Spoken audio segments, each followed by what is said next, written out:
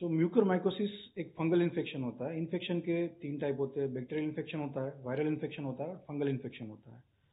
Mucormycosis एक communicable disease नहीं है। जैसे कोविड-19 एक लोग से दूसरे लोग एक 1% टू अदर पर्सन जैसे स्प्रेड होता है, वैसे म्यूकरमाइकोसिस स्प्रेड नहीं होता। एम्बिएंट एनवायरनमेंट में, नेचुरल एनवायरनमेंट में ये फंगस पाया जाता है। तो क्यों ये कुछ लोगों को इन्फेक्ट करता है, कुछ लोगों को इन्फेक्ट नहीं करता? द थिंग इज, इसको अपॉर्चुनिटिक इन्फेक्शन भी बोला जाता है कि कुछ ऐसी अपॉर्चुनिटी मिलती है कि जिसमें ये ग्रो होता है और पेशेंट को इन्फेक्ट करता है। फॉर एग्जाम्पल, आज के सिनारियो में कोविड-19 की बात करें तो कोविड-19 में पेशेंट को प्रोलॉन्ग स्टीरॉइड दिए जाते हैं which is a part of treatment, और उनको एंटीबॉडीज फॉर एग्जाम्पल टोसिलिजुमाब दिया गया था। तो ये सारी चीज की वजह से पेशेंट का इम्यूनिटी डाउन होता है, और पेशेंट की इम्यूनिटी डाउन होने की वजह से ये इन्फेक्शन को एक अपॉर्चुनिटी मिलती है ग्रो करने के लिए। मेन फोकस ऑफ ये इन्फेक्शन ये है कि ये infection is this mucormycosis is very serious infection. इसकी खराब चीज ये है कि इट स्प्रेड्स वेरी रैपिडली, वो बहुत जल्दी से रैपिड होता है, नंबर 1। और नंबर 2 कि वो शरीर के वाइटल ऑर्गन्स को अफेक्ट करता है। फॉर एग्जांपल, साइनस से लेके आईज और आईज से लेके ब्रेन तक स्प्रेड यूजुअली होता है। There are some rare variants of pulmonary cutaneous जो चमड़ी में होता है, but as of now the concern is of rhinocerebral mucormycosis, जिसमें नाक से सेरेब्रम तक इन्फेक्ट होता है। कंडीशन कोविड-19 में इम्यूनो, जैसे मैंने बताया कि इम्यूनो सप्रेशन की वजह से होता है। तो बेसिकली जो मिथाइलप्रेडनिसोलोन के पल्स डोजेस थे उसकी वजह से एक्चुअली ये रैम्पेंट इन्फेक्शन हुआ है। जहां तक हम ट्रीटमेंट की बात करें तो ट्रीटमेंट में 2 हर्डल्स आ रहे हैं आजकल। मेन ट्रीटमेंट है, एक तो जहां पे हमको म्यूकरमाइकोसिस पाया गया वो जगह को हम डिब्राइड करें मतलब सर्जिकली उसको, वो पार्ट को रिमूव करें, और दूसरा कि एक एम्फोटेरिसिन बी का एक कंप्लीट कोर्स करें। फिर से मैं दोहराना चाहता हूं कि treatment has to be complete. Incomplete treatment होने से पेशेंट को बहुत सारा नुकसान financially as well as medically होता है। द थिंग इज, सर्जिकली जहां पे इन्वॉल्वमेंट है, फॉर एग्जांपल अगर वो साइनस तक लिमिटेड है तो साइनस को डिब्राइडमेंट करना चाहिए एंडोस्कोप से। अगर आई में इन्वॉल्वमेंट हो गया है सीवियर तो we might have to remove the eyeballs also. और अगर ब्रेन में स्प्रेड होता है तो we might have to remove the part of the brain like bone और ब्रेन पेरेन्काइमा, जो ब्रेन का नॉर्मल सब्सटेंस होता है, जो भी जहां भी इन्वॉल्व होता है, that is to be remove. और उसके बाद 1 महीने का जो एम्फोटेरिसिन का पूरा कोर्स आता है, 1.5 to 5 milligram per KG per day dose जो होता है, that is to be completely taken. उसमें बीच में हम we can not stop in between. Problem ये हो रहा है कि इसके injection are very costly nowadays, और इसकी साइड इफेक्ट्स भी बहुत होती है बेसिकली।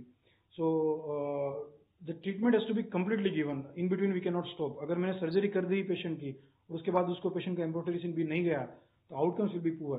अभी हम बात करें आउटकम्स की, तो इनकेस हम राइनोसेरेब्रम जो सेरेब्रम तक म्यूकरमाइकोसिस पहुंच गया उसको हम ट्रीट ना करें तो 80% ऑफ द पेशेंट, अप्रोक्सीमेटली 80 और more than 80% of the patient में डाई। उनका इतना मोर्टेलिटी रेट है।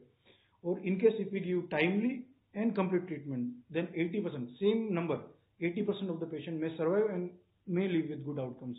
So the treatment has to be complete and it has to be taken very intensively. And ये treatment में ENT doctor, ophthalmologist, neurosurgeon, physician as well as renal experts are also required because amphotericin की main side effects होती है kidneys के ऊपर. So the multi speciality team and a holistic approach चाहिए इसके लिए. और as far as common people की बात करें हम कि भाई कॉमन पीपल को ये करने से कैसे बचना चाहिए, तो major thing your environment should be clean. क्योंकि कोई भी बैक्टीरियल इन्फेक्शन होता है उसमें सुपर इम्पोज इन्फेक्शन बोलते हैं कि एक इन्फेक्शन के ऊपर दूसरा इन्फेक्शन लगता है। तो ये सारी चीजें हम we have to use clean environment. Second thing is कि जो ऑक्सीजन आजकल रैम्पेंटली विदाउट फिल्टर्स जो बेसिकली ऑक्सीजन सब पेशेंट में यूज हो रहा है, तो बेसिकली वो इट हेल्प्स, वो हमको तो हेल्प करता ही है लेकिन वो फंगस को भी हेल्प करता है। तो unnecessary oxygen supplementation should also not be used. ये सारी सिचुएशन, सारी केयर हमको रख ये म्यूकरमाइकोसिस के सामने जीतने में हेल्प कर सकती है। जी सर, आपका नाम? ठीक, नमस्कार, मेरा नाम डॉक्टर तुषार देसाई है।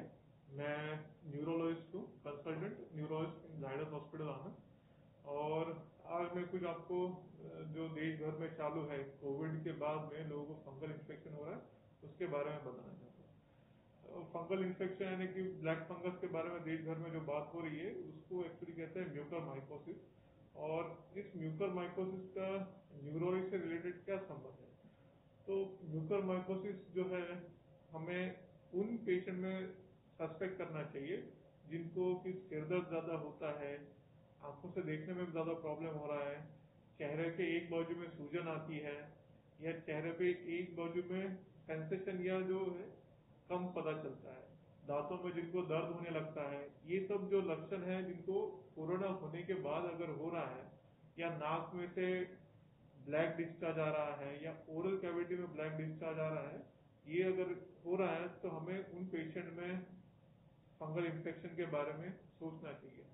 ध्यान रखना कि ये हमें उन पेशेंट्स में सोचना ज्यादा करके है कि जिनको कोविड हो गया है और जिनका डायबिटीज कंट्रोल नहीं है, क्योंकि इस बीमारी के लिए हमें जो इलाज करना है उसमें भी हमें यही देखना है कि भाई अगर चेकअप करने के बाद हम, क्योंकि इसमें चेकअप में भी है कि एक तो ईएनटी डॉक्टर से हमें नेजल एंडोस्कोपी करके देखना पड़ता है, दूसरा कि एमआरआई करके देखना पड़ेगा ब्रेन का कि उसमें कोई ब्रेन में भी इन्फेक्शन स्प्रेड हुआ है नहीं हुआ है। इस बीमारी में अभी जो एंटी फंगल मेडिसिन देना हो उसका जरूरी नाम है एम्फोटेरिसिन बी, और एम्फोटेरिसिन बी का भी दो प्रकार में आते हैं। एक तो है प्लेन एम्फोटेरिसिन बी जिसका साइड इफेक्ट होता है किडनी के ऊपर, और दूसरी जो महंगी आती है वो है लाइपोसोमल एम्फोटेरिसिन बी जिसका डोज है 3 to 6 मिलीग्राम पर केजी, वो डेली पड़ती है।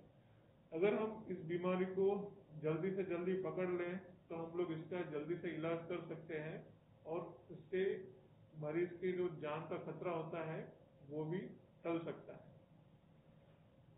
इस बीमारी में ऑपरेशन के साथ साथ ईएनटी डॉक्टर और न्यूरोसर्जन के साथ एज वेल एज न्यूरोलॉजिस्ट का भी कंसल्टेशन के साथ में हम लोग इस बीमारी को रोक सकते हैं।